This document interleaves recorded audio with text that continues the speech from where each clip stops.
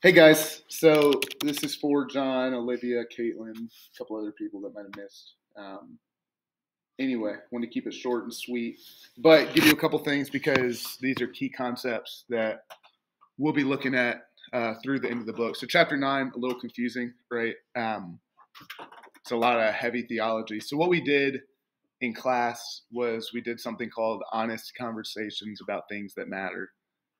Really original title, I know. And it was essentially like almost like speed dating ideas, right? And so, what I want to do in this 4 or 5 minute video is look at some of the things that we talked about, really two things that we talked about, and then connect it to two quotes from chapter 9. So, if you have your book, right, make sure you have these annotations when we get to these quotes. The first question we looked at is it better to be the king of a shack or a servant in a palace? And I want to give you kind of some of the ideas that came forth for the people that were inclined to think king of a shack, right? A little hut, a little cabin in the woods. Some of the things that make that appealing are ownership, right? It's yours.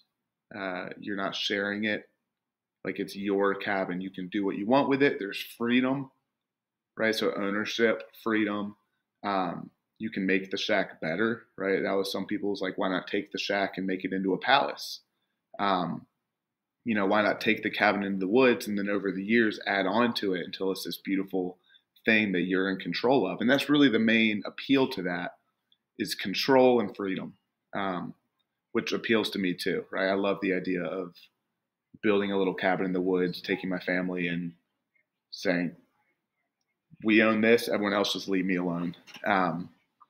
Some of the appeals of servant in a palace, people would say like, well, at least you get a palace, right? You don't have a shack. While the king of people who said it'd be better to be king of a shack would say like you can make the shack better, people that were arguing for servant in a palace were like, yeah, but that's like, a homeless man stringing lights between his trash cans, right? It's like it's still a trash can. It's still a shack. So at least you have a palace.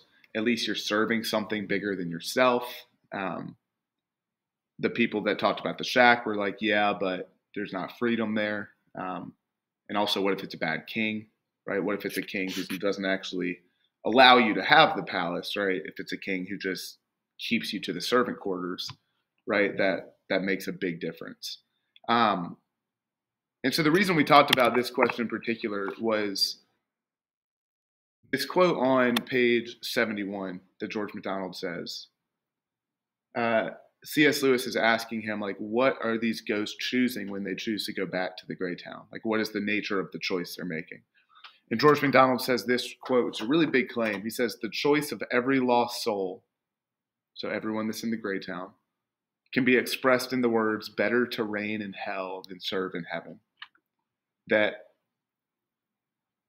we will so often say, just give me my freedom, give me my rights, give me, the ability to make my own decisions. And we'll choose that even if that is choosing hell, right? Because the Christian faith really is this incredible idea of submission and servitude, right? That you're not the king of the world.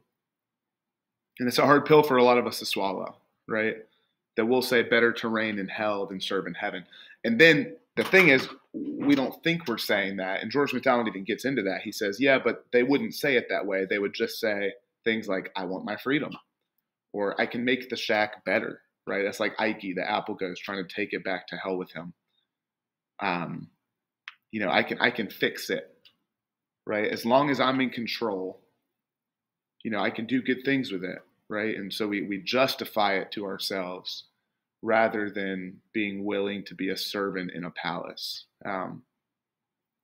Now, all that hinges on if the king is good, right? So with the hard-bitten ghost, he doesn't trust the king, right? So why would you be a servant in a palace if you don't trust the king? The people in authority over you have routinely abused that trust. It can be difficult to submit to a higher authority, right? But that's what Jesus calls us to. And so often we say, I'll just take my little shack. Give me my little shack in the woods as long as I'm in control. I'll be happy, right? When really that is the gray town. So just keep that idea in mind. The choice of every lost soul can be expressed in the words, better to reign in hell than serve in heaven. The second question we looked at was this: we are often most possessive of the things that hurt us, whether that be relationships, lifestyles, personality traits, etc. Right? Like the things that are actually killing us, we sometimes get our fingers deepest in and want to hold on to. What are some reasons we hold on to things even when they are killing us? And so a lot of examples came out. Like people were talking about relationships. You see tons of people in like these toxic relationships, and they're like, I'm not happy. He's terrible for me. She's terrible for me. And it's like, okay, break up with them. And you're like, I can't. 2 years later, they're still going back to their ex, or they're still with that person, even though it's making them miserable. Or another example is, I'm a very anxious person. So I've dealt with anxiety, my whole life, or since I was about 12. And I'll have days where my anxiety is just like not there. Like I'll wake up and I'll be at peace and I'm not stressed and I'm not anxious. And my mind will do this incredible thing where I'll start trying to find something to be anxious about, right? I'll drastically look for something to be anxious about. And it's like, why do I do that, right? Same with the idea with the relationship. It's making you miserable. My anxiety is making me miserable. That toxic relationship is making you miserable. Why do we keep holding on to it? You get the same thing with people with grades, right? People that are very performance driven, right? They'll be like, they need A's, or they need to be performing on the soccer field or the track or in the classroom to a certain level. And they'll say, I'm not defined by this thing, but then it's like, okay, go make a B, go make a C in that class. Don't study for this test and take it. And they'll be like, I can't.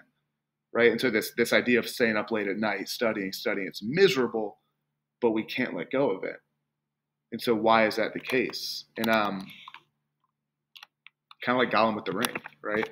And C.S. Lewis, or George MacDonald in this chapter, says some really interesting things about this. He says, all that are in hell choose it, right? So we are choosing hell. Without that self-choice, there could be no hell. There is always something they insist, meaning people that choose this. There is always something they insist on keeping, even at the price of misery. There is always something they prefer to joy, that is, to reality. And so it's like, well, why would we ever choose the thing that keeps us miserable? And it becomes this thing about like we don't know who we are without that thing, right? I wouldn't know who I am, honestly. Like I would struggle to even know who I am when I'm not anxious, right? And so my mind and my heart freaks out when I'm not anxious. It's like, whoa, who is this Luke? I don't know him. Find something to be stressed about, right?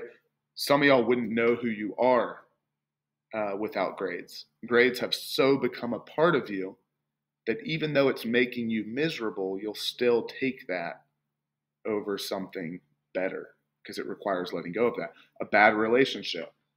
People cling on to that because it's like they don't know who they would be without this person, even though that relationship is terrible for them, right? And so then think of the ghosts. You have the big man, right? He wants his rights, even though that is the thing that is making him miserable in the gray town. The ashamed ghost, right? She says she doesn't want to be seen, right? But it's like, if she learned how to be seen, I even wonder if she'd still go back, because it's like, well, who am I if I'm not ashamed of myself, right? So they'll keep their shame even in the gray town. The tussle-headed poet, he wants to be recognized, even though that's the thing that killed him on earth, that he was striving for that, right? And so he's going to keep striving for that in the gray town. So this idea of like hell is locked, but it's locked from the inside, right? We lock ourselves in by continually choosing this thing.